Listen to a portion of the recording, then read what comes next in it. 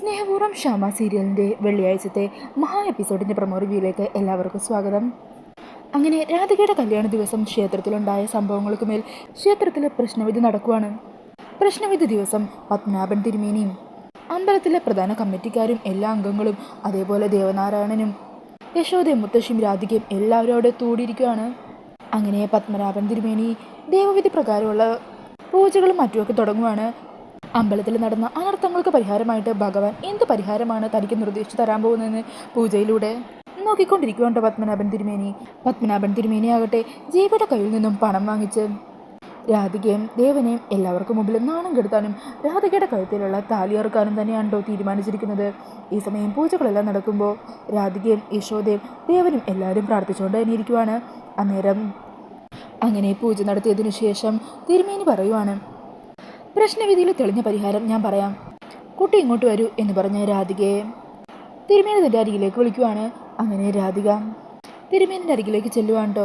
ഈ സമയം പത്മനാഭൻ തിരുമേനി പറയുക, കുട്ടിയുടെ കഴുത്തിൽ കിടക്കുന്ന ഈ താലി ഊരി ഈ ഹോമകുണ്ടത്തിലേക്ക് ഇടണം, അത് തന്നെയാ ഇവിടെ നടന്ന എല്ലാ അനർത്ഥങ്ങൾക്കുള്ള പരിഹാരം. അത് കേട്ടിട്ട് രാധിക അങ്ങ് ഞെട്ടിത്തെറിച്ച് നിൽക്കുവാണ്. ഈ സമയം യശോദയും ദേവനും ഒക്കെ അങ്ങ് ഞെട്ടിപ്പോകുവാണ് കേട്ടോ. മുത്തശ്ശിക്ക് ഈ കാര്യം കേൾക്കുമ്പോൾ ഒത്തിരി സന്തോഷമാകുവാണ്. അന്നേരം രാധിക അതിന് തന്നെ കൊണ്ടാവില്ലെന്ന് പറയുക. ആ സമയം തിരുമേനി ചോദിക്കുക, എന്തുകൊണ്ട്? അതിൻ്റെ കാരണം എന്താണെന്ന് നീ വ്യക്തമാക്കണം. ഈ താലി നിന്റെ കഴുത്തിൽ ആരാ കിട്ടിയതും?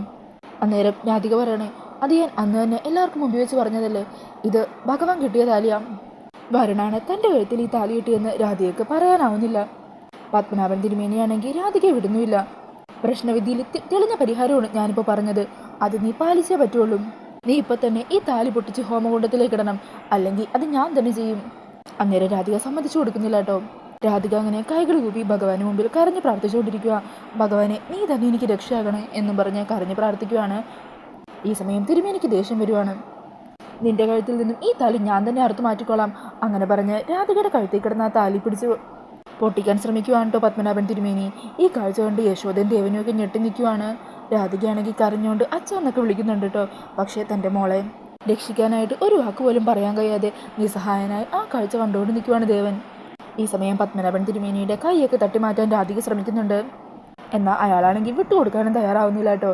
അങ്ങനെ രാധിക ഇതുപോലെ കഴുത്തി സൂക്ഷിക്കുന്ന ആ താലി രാധികക്ക് നഷ്ടമാകുമോ? ഈ സമയം തന്നെ രാധിക കരഞ്ഞ് ഭഗവാനെ വിളിക്കുന്നുണ്ട്. പെട്ടെന്ന് തന്നെ ആകാശമല്ല ഇരുളുവാണ്.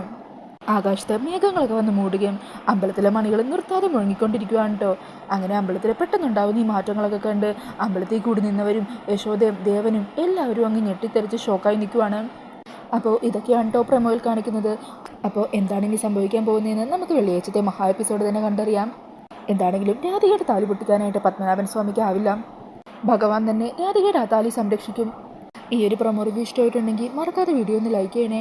ഇതുപോലുള്ള കൂടുതൽ റിവ്യൂസിനായിട്ട് ഈ ചാനൽ ഒന്ന് സബ്സ്ക്രൈബ് ചെയ്തും കൂടി സപ്പോർട്ട് ചെയ്യണേ. Thank you.